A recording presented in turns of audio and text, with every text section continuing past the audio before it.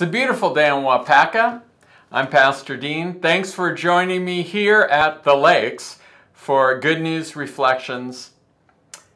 We're reading Matthew chapter 19. I invite you to read the entire chapter. For this reflection, we're going to look at verses 13 and 14.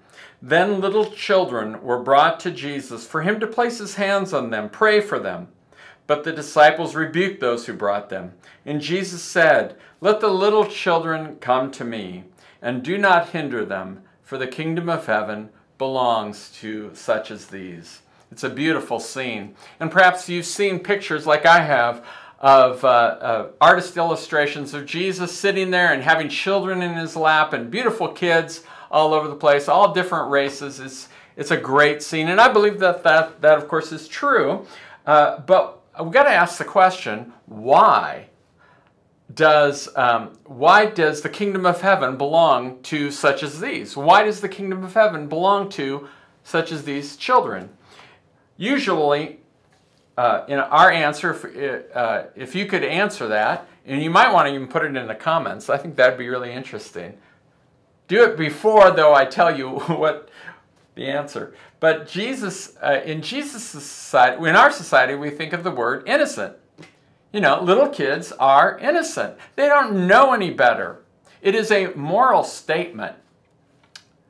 But that's not what the people that would have been hearing this, or the parents would have been thinking when they thought of little children. If you've ever traveled around the world, especially in third world countries, then you know that little children, instead of being thought of as innocent, are thought of as a burden and as powerless. And this is what Jesus is saying.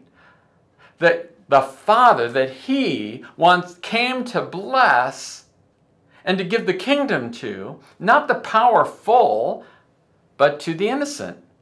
November's coming up, and there'll be lots of baby kissing by politicians around our nation. Pray for our country. We're in such need. But why do politicians kiss babies? Well, I don't think it's because they love them. I think it's because it gets them something. It gets them votes.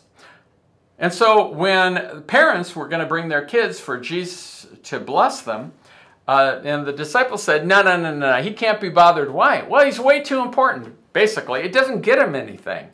But why did Jesus say to them, bring the kids to me?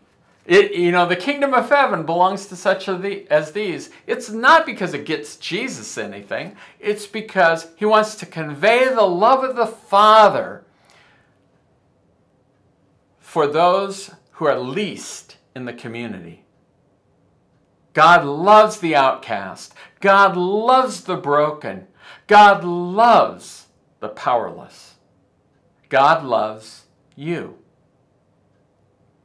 Jesus says at the beginning of the Sermon on the Mount, the first sentence, "Blessed are those who realize that they are spiritually poor, for theirs is the kingdom of heaven."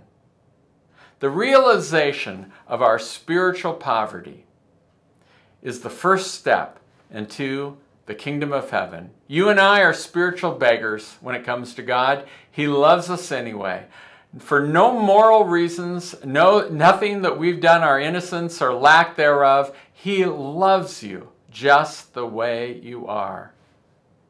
And it is to these, the poor, the powerless, that the kingdom of heaven belongs.